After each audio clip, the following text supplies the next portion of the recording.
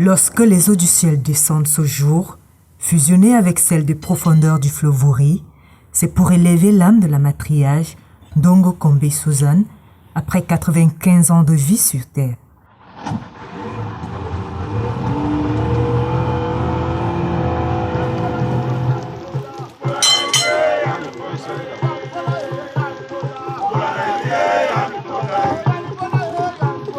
Comme l'exige la tradition de la communauté Sawa, pour marquer le départ d'une telle personnalité, la notabilité coutumière du village Sigabonjo a navigué le long du fleuve pour exprimer les dernières volontés de la matriarche à ses ancêtres.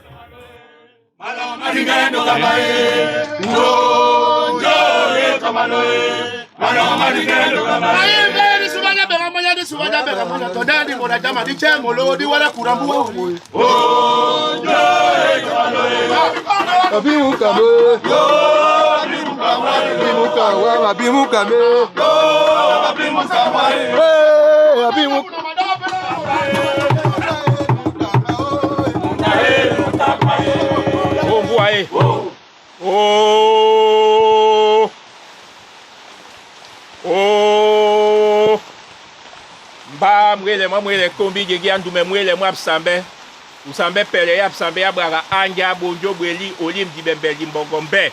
Première escale, le gouffre de la Pléiade, Etia, Boussami. C'est sous une pluie battante, en signe de bénédiction, que Sa Majesté le professeur Narcisse Molé Kombi II confiera à ses ancêtres le message laissé par la princesse et intercédera par la même occasion qu'elle soit élevée au rang d'ancêtre du village Sigabonjo, sa terre natale.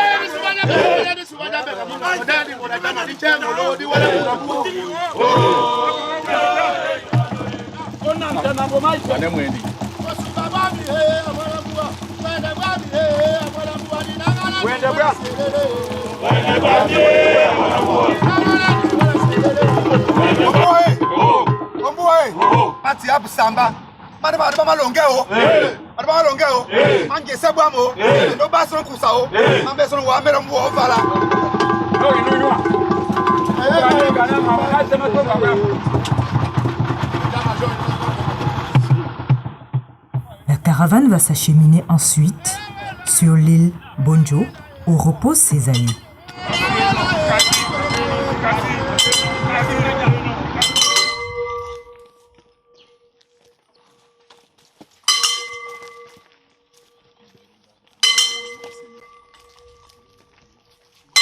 Vous ne prenez pas encore le côté ici. Vous ne prenez pas encore le côté ici. Vous prenez d'abord ici.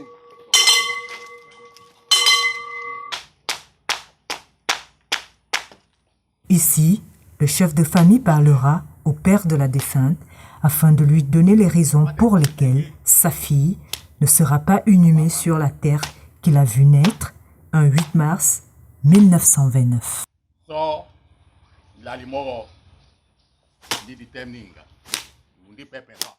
Le rituel qui s'est déroulé sur la tombe, sur la cour royale, ce qui fut la première chefferie au regard de ce que le premier chef, son parent, y est enterré. Alors, la symbolique, c'est quoi? C'est son père. Et il était question ici d'invoquer l'esprit du père, l'esprit de son père, dont le message au vu de ce qu'il a, il a répondu positivement. Vous avez vu l'un des descendants en train de faire cette invocation qu'il a répondu positivement.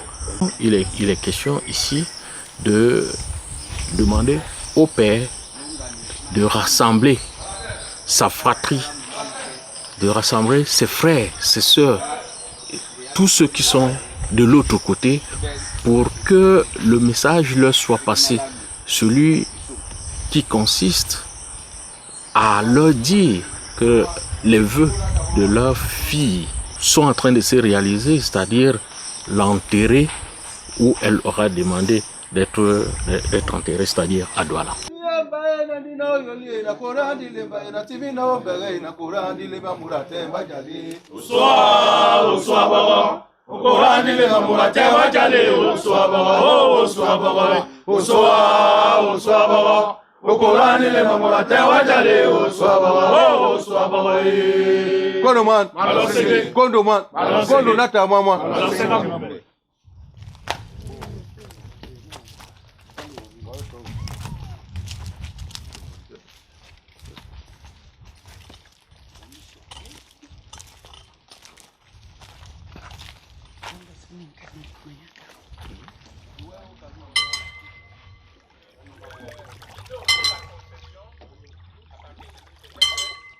Ngo mombe matelame diriunda soba bena logi manja matelame so.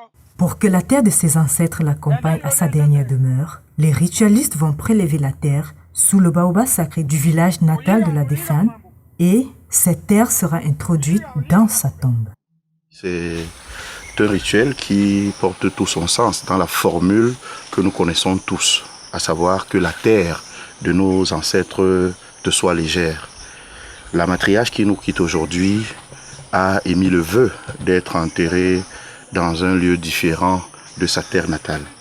Et pour qu'elle soit également en harmonie avec cette terre, donc la terre qui a été extraite ici va être ajoutée à la terre dans laquelle elle va être inhumée pour qu'effectivement il y ait donc cette harmonisation, pour qu'effectivement il y ait cette adéquation entre la terre de ses aïeux et effectivement la terre où elle ira reposer en paix définitivement.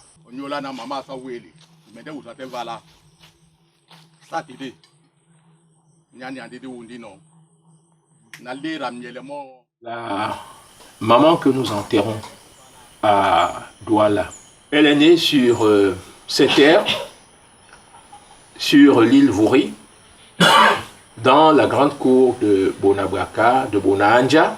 Bonanja étant l'un des 3 grands clans du groupement de famille Bonjo, les 2 autres clans étant les Bonebende et les Bonasola.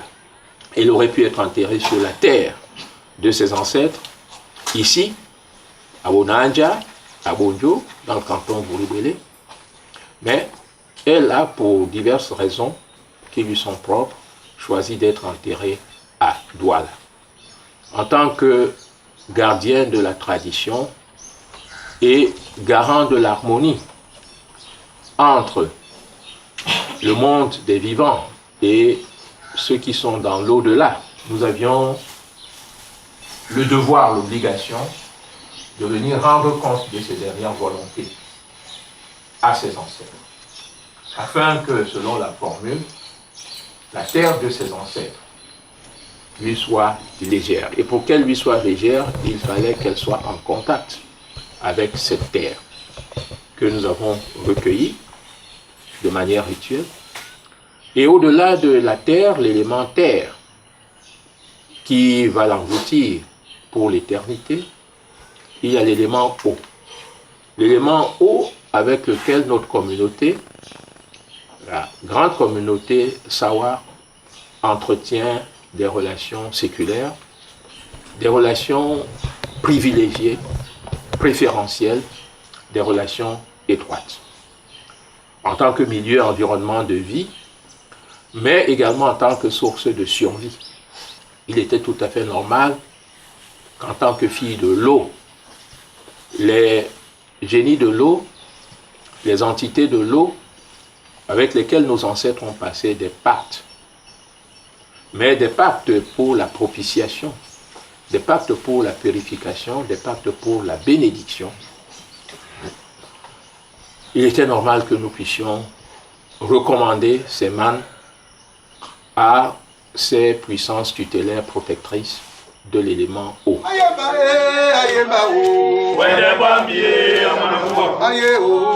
Après les explications de Sa Majesté, le professeur Narcisse Molé-Kombi II, gardien des traditions du village Sigabonjo, l'âme de la matriarche peut désormais reposer en paix.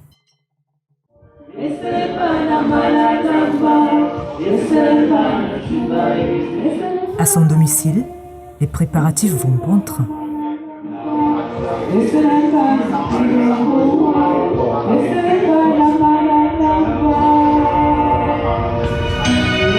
Sango amabelemba kwa mujaba obamon namasuka owala tienjinjadi yokisubise bisobonam.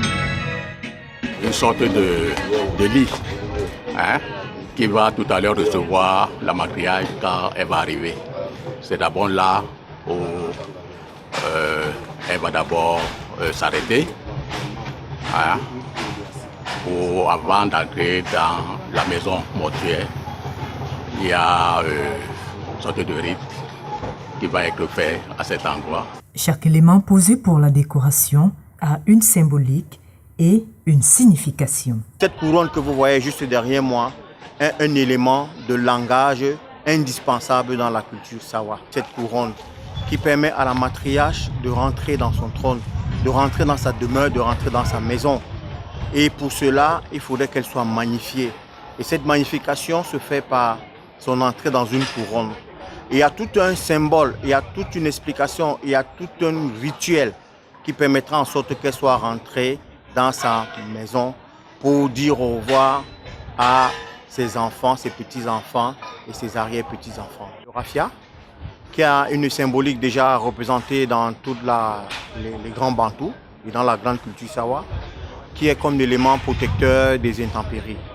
Ensuite, nous avons les feuilles de bananier, qui représentent d'une façon également traditionnelle des éléments indispensables à l'habillage et aux couleurs de certains éléments des cérémonies de mise en scène. Ensuite, nous avons l'arbre de la paix. C'est un arbre qui symbolise toujours la paix dans toute action qui est menée dans des grands événements. Vous savez, toutes les matriarches sont un peu comme des mamans nourricières. Ici, c'est la toute petite cuisine, un symbole qu'on apporte à côté de la matriarche pour dire que c'est elle qui nourrit tous les enfants, c'est elle qui nourrit la famille. C'est pour ça que juste à côté d'elle, on a apporté tous ces éléments qui sont des éléments rustiques qu'on retrouve dans toutes les grandes familles. C'est également une très grande valeur symbolique. Chez nous, dans la culture Sawa, c'est la maman qui s'occupe de comment est-ce que la famille devrait vivre. Ça, c'est un élément très indispensable.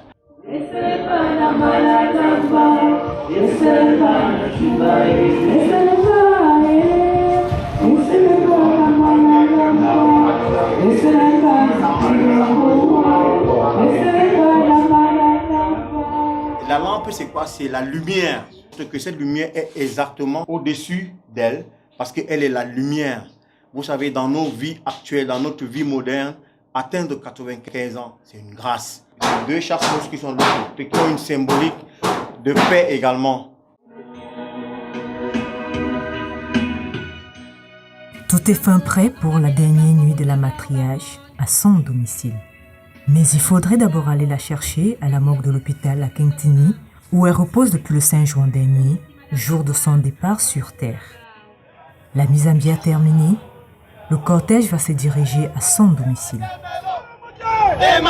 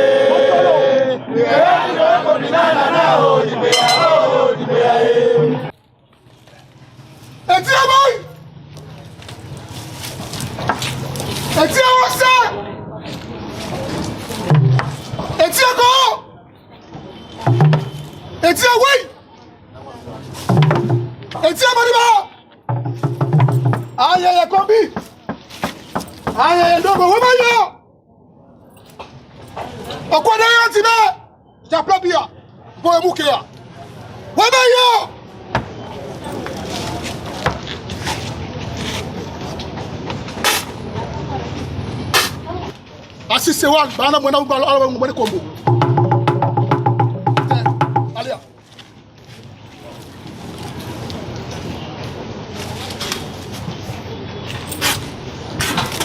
J'ai tout fait. Mbala j'ai tout fait. J'ai mon tout fait.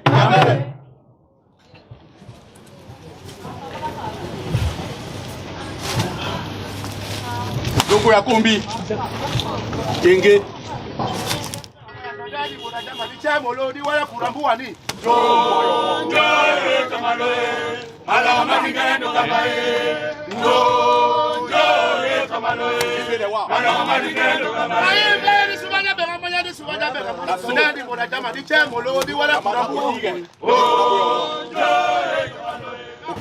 Nyomende no tana. Songa basoge wo. Songa ne buna noge. Asene boso.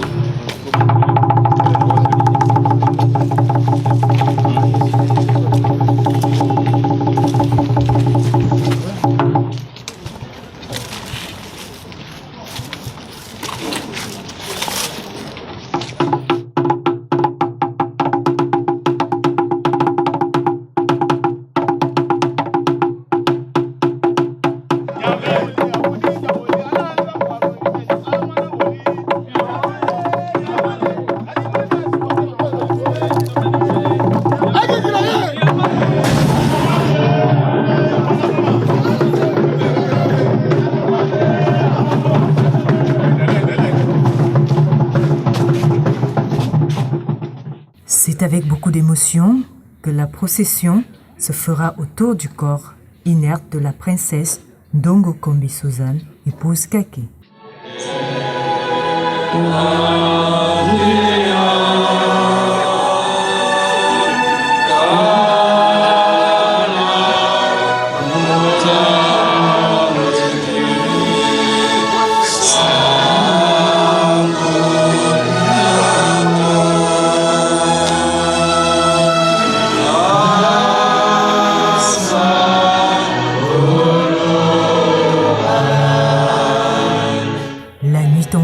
C'est en présence de plusieurs chefs traditionnels que le pasteur va tirer l'enseignement du psaume 90 pour parler à ceux qui accompagnent la défunte ce soir pour cette ultime nuit.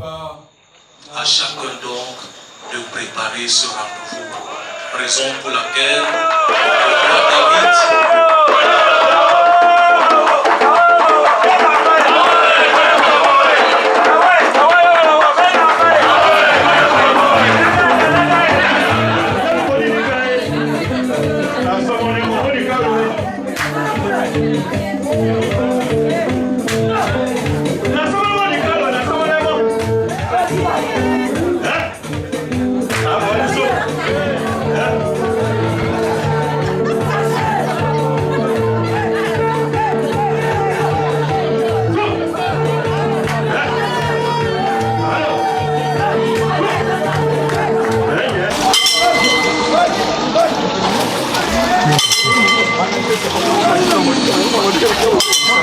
Après plus de 70 ans passés à Bonelembe, le corps de la matriarche quittera à jamais son domicile pour l'église évangélique Temple du Centenaire, où elle fera ses au revoir à sa famille nucléaire, religieuse, à ses amis et connaissances.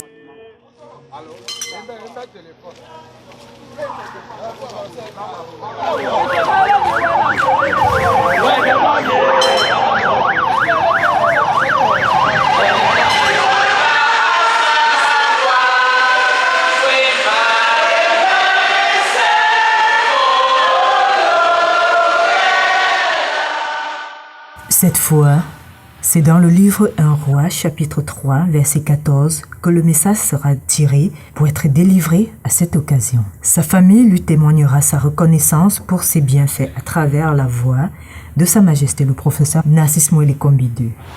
Elle se distinguait par un autre trait, au-delà de la gaieté, l'humilité. C'était une femme d'une très grande humilité. Dernier rite traditionnel avant de quitter la maison de Dieu pour sa dernière demeure.